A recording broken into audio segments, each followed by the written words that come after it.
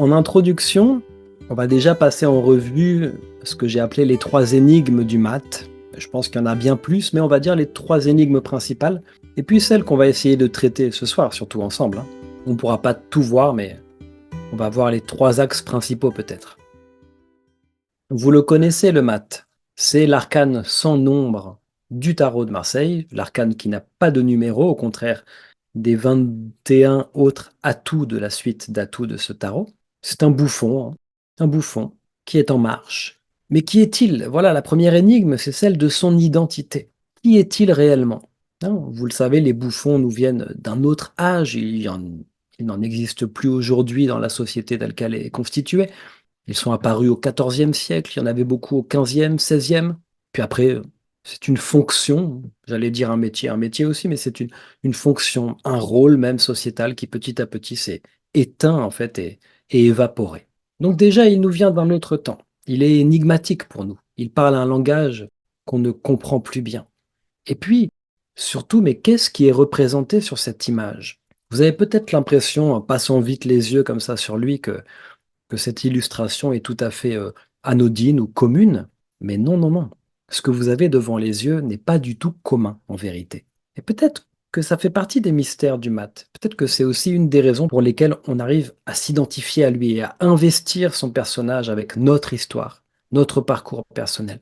Parce que même cette représentation n'est pas du tout coutumière. Elle vient d'un des mystères des créateurs des vieux tarots, sans doute.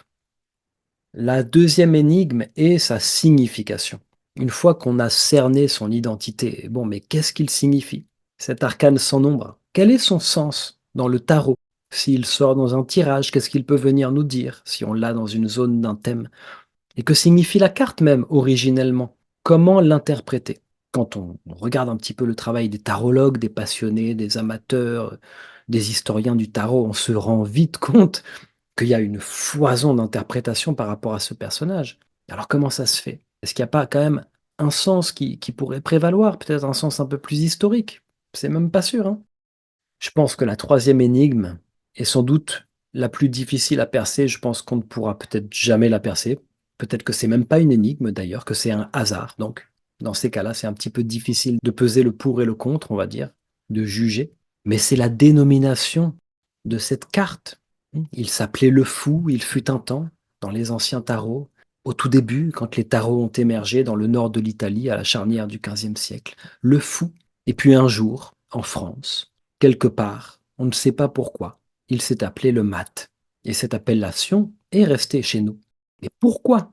Mat, dans notre langue aujourd'hui, ça désigne ce qui est terne, ce qui a peu de couleur, qui est fade, ou un son mat qui est un son qui est assourdi, vous voyez?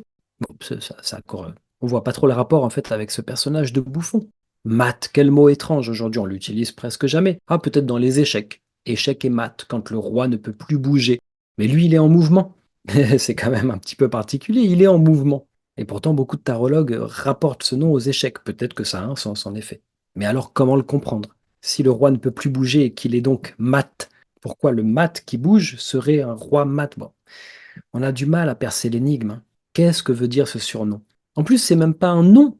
Non, c'est pas un nom. Il y a d'autres atouts dans le tarot de Marseille, vous les connaissez bien. Le soleil, bon, bah, le soleil, c'est le nom. C'est le nom de l'astre du jour pour les terriens.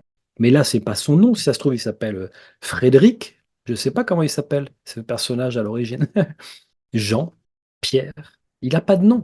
Mais il a un qualificatif. Un sobriquet, peut-être. Le mat. C'est une véritable énigme. La quatrième énigme principale de ce personnage, les amis, c'est ce petit chien qui court derrière lui. Mais je pense vraiment que cet élément de cette illustration est à étudier en soi, très difficile à percer aussi. Est-ce qu'on pourra un jour savoir ce que c'est réellement que ce petit chien? Je ne pense pas. Mais il y a des pistes, des réflexions, des hypothèses. J'ai la mienne qu'il faudra que je développe. Ça prendra un autre épisode de notre investigation.